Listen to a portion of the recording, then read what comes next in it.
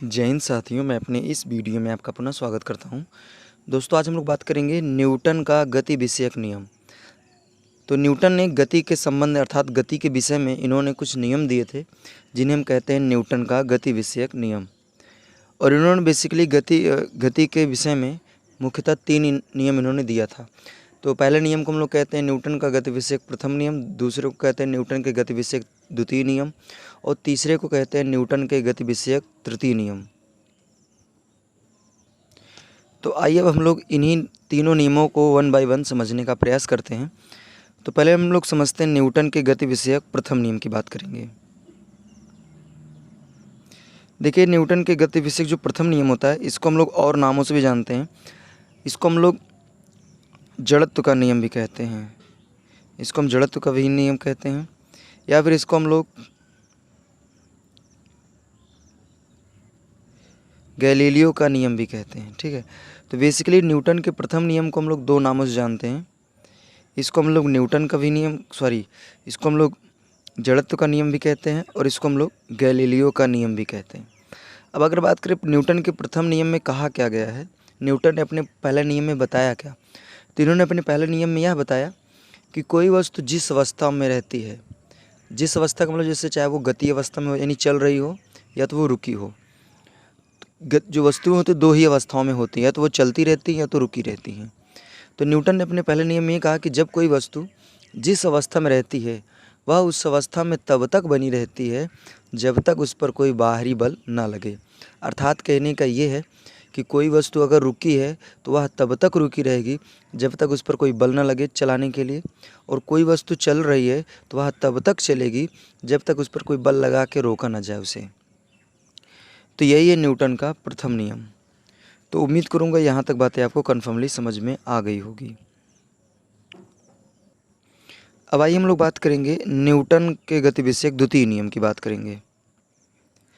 गति के विषय में इन्होंने द्वितीय नियम में क्या बताया, तो इन्होंने द्वितीय नियम में यह बताया कि किसी वस्तु पर लगने वाला जो बल है उस वस्तु के द्रव्यमान और उसमें उत्पन्न त्वरण के समानुपाती होता है। अर्थात इन्होंने कहा कि किसी वस्तु पर जो लगने वाला बल है उस वस्तु के द्रव्यमान के और उस वस्तु के त्वरण के क्या होता है, समानुपाती होता है।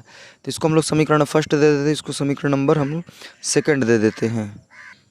तो अगर अब हम लोग समीकरण 1 व 2 को सम्मिलित करेंगे तो यहाँ से हो जाएगा यफ समानुपाती यम इंटू ए। समानुपाती का चिन्ह हटाएंगे तो एक नियतांक लिखेंगे, इसको मान लेते हैं के, और यहाँ हो जाएगा यम ए। यदि मान लीजिए हम के बराबर 1 मान लेते हैं, तो यदि के का मान यहाँ रखते हैं 1, तो यहाँ से फाइनली यफ बराबर एक फार्मूला बन के आता है, यफ बराबर यम ए। तो बेसिकली न्यूटन के गति विषयक द्वितीय नियम से यहाँ से एक फार्मूला बन के आता है। अगर पूछा जाए कि न्यूटन का जो द्वितीयक नियम है गति विषयक वो है क्या, तो इसकी परिभाषा यही है कि किसी वस्तु पर लगने वाला बल उस वस्तु के द्रव्यमान और उसमें उत्पन्न त्वरण के समानुपाती होता है। अब आइए हम लोग बात करते हैं न्यूटन के गति विषयक तृतीय नियम की बात करेंगे। तीसरा नियम इनका क्या था, तो तीसरा नियम बहुत ही इंपॉर्टेंट नियम था इनका। तीसरे नियम को ही हम लोग एक्शन रिएक्शन लॉ बोलते हैं, अर्थात क्रिया प्रतिक्रिया का नियम भी तीसरे को ही कहते हैं। तो न्यूटन के गति विषयक तृतीय नियम में कहा गया कि जब कोई एक वस्तु किसी दूसरी वस्तु पर बल लगाती है तो दूसरी वस्तु भी पहली वस्तु पर बल लगाती है। इनका यही नियम था। जैसे मान लीजिए सपोज दैट एक वस्तु ये है, एक वस्तु ये है, ठीक है। अगर मान लीजिए ये वस्तु गति करती हुई आई और इस वस्तु से क्या करी, टकरा गई, तो जब इस वस्तु से ये टकराएगी तो जाहिर सी बात है ये वाली वस्तु इस पर भाई टकराएगी तो कुछ ना कुछ फोर्स लगाएगी, यानी ताकत लगाएगी, धक्का मारेगी। तो ये भी वस्तु क्या करेगी, जब ये जाके इससे टकराएगी तो ये भी वस्तु इस पर क्या करेगी, अपोजिट में एक बल लगाएगी। हो सकता है इन दोनों का मान सेम भी हो सकता है, कभी कभी क्या हो सकता है इनका मान कम भी हो सकता है, ज़्यादा भी हो सकता है, और कुछ कंडीशनों में इनका मान सेम ही हो। जैसे एग्जांपल मैं आपको समझाऊं, अगर जैसे मान लीजिए ये वस्तु आई यहाँ पे इससे टकराई, तो टकराने के बाद देखा गया कि ये वाली वस्तु जो थी ये आगे बढ़ी ही नहीं, मतलब अपने स्थान पे फिक्स है। तो इसका अर्थ ये है कि ये वस्तु इस पर जितना बल लगाई है उतना ही बल ये वस्तु इस पर भी लगा दी। अगर मान लीजिए ये वस्तु गई से टकराने के बाद ये अपनी जगह पे, और ये वस्तु क्या है कि पीछे भाग गई, पहले वाले कंडीशन पे कहीं नहीं गई, जाके रुक गई, और दूसरे कंडीशन पे क्या हुई, पीछे भाग गई। तो इसका अर्थ ये है कि जितना बल ये लगाया था उससे ज़्यादा बल ये लगा दिया।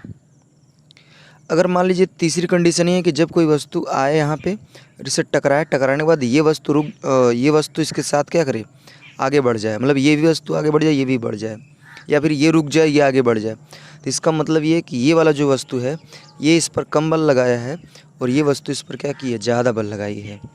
तो ये बल ज़्यादा कम हो सकता है।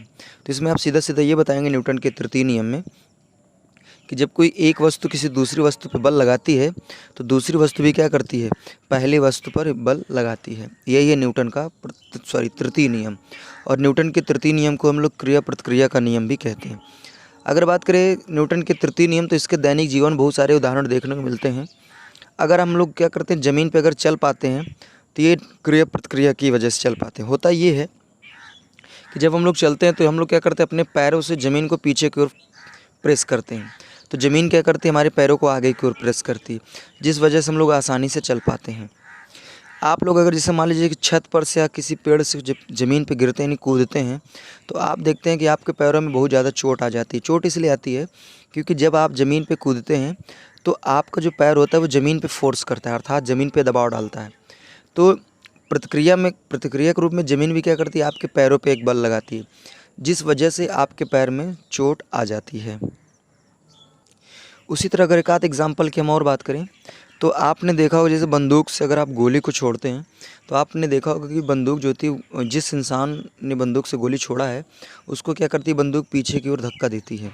ऐसा इसलिए होता है क्योंकि हम लोग क्या करते हैं, गोली को आगे की ओर पुश करते हैं, अर्थात भेजते हैं। जब गोली आगे जाती है तो बंदूक को क्या करती है, प्रतिक्रिया के रूप में पीछे की ओर धक्का दे देती है।